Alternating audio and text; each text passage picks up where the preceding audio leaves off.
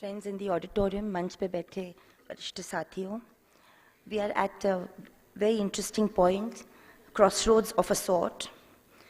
Protests against the overarching sanction to hooliganism and violence against the targeting of targeted and vulnerable sections of Indians, against the fundamental and constitutional right to critique and offend, are not just being reviled but curtailed.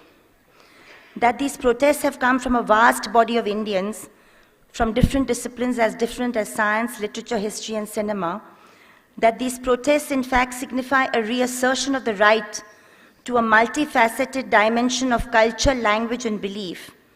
This is what makes them significant. As crucial as celebrating these protests, and in the hope and belief that they will morph into a manifest struggle against fascists who hold positions of power today, and congratulating each individual and the collective effort that has made this possible, I can only add. Individual liberty, including the right to offend, is a crucial and inalienable value of a free society and a democratic one. However, when that liberty gets consistently abused, as for example, to systematically demean a section of our own population, be it Muslims, be it Christians, be it Dalit, be it women, or just the poor, then such so-called free speech needs to be publicly challenged or curtailed through collective protest against such abuse of freedom. When those in positions of power and government, being members of parliament, judges, policemen, or teachers, thus abuse free speech, such protest becomes imperative. When the media becomes a dull spectator, not interrogating the transgression of this freedom into incitement to violence, the time comes for such a protest. So coming at it as it has, and knowing that this is only the beginning, I would like to humbly suggest that the protests were about, but not just about, the lynching at Dadri and the burning at Sanpeda village, but also of Chima's axing as he tried to enter a temple in Hamirpur near Kanpur.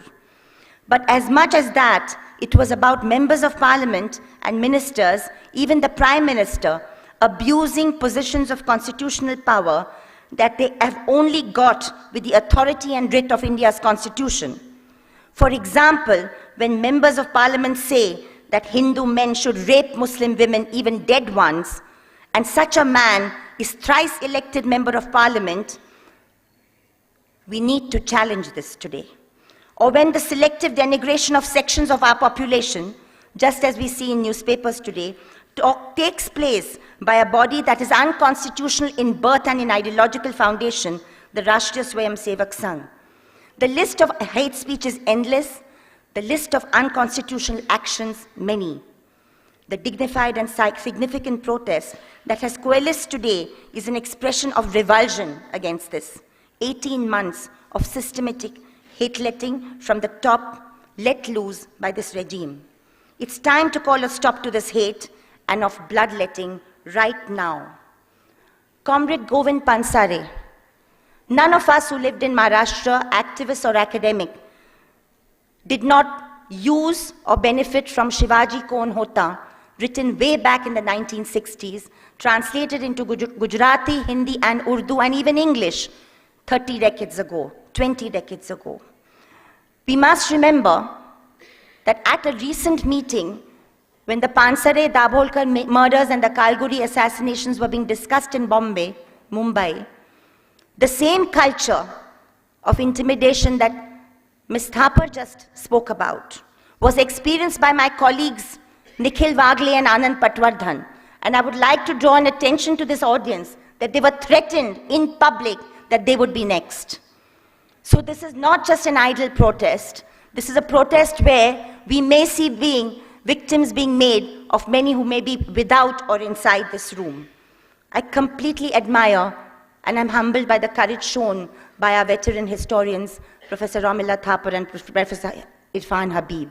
The courage which they travel the length and breadth of this country trying to make sense into all of us. I wish there were many more of them.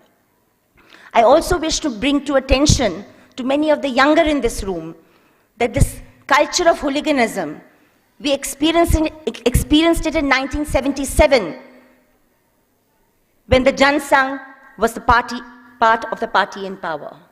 I would like to remember Damodaran Nair, a guide at the Gandhi Smriti, who was beaten up because he simply read out a paragraph from Morarji Desai's autobiography. That time Morarji Desai was Prime Minister.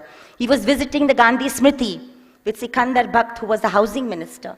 And he started reading from that passage, which simply said that RSS men, including Nathuram Godse, fired 3 shots at Gandhi and he was shot dead. He was reciting this every morning as he and his wife cleaned the spot where Gandhi was killed. And ABVP activists beat him up, roughed him up badly, and the Janata Party government of 1977 dismissed him summarily as the guide from Gandhi Smriti. I don't know what is quite happening at Gandhi Smriti today, but I shudder to think as to what sort of history must be rewritten there. I would also like to recall the historian D.N. Jha, whose house was vandalized in year 2001 because of the work he wrote on the ancient period and the eating of beef and even meat.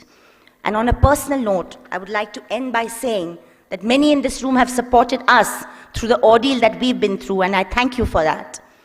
Quite apart from a civil case being converted into a criminal one and custodial interrogation being sought of Javed Anand and myself, I'm also subject to a very vindictive investigation by the Gujarat police, which people do not know much about, because of an unfortunate Twitter image that I uploaded and I apologize for later, something for which my passport has now been impounded, and the story can go on.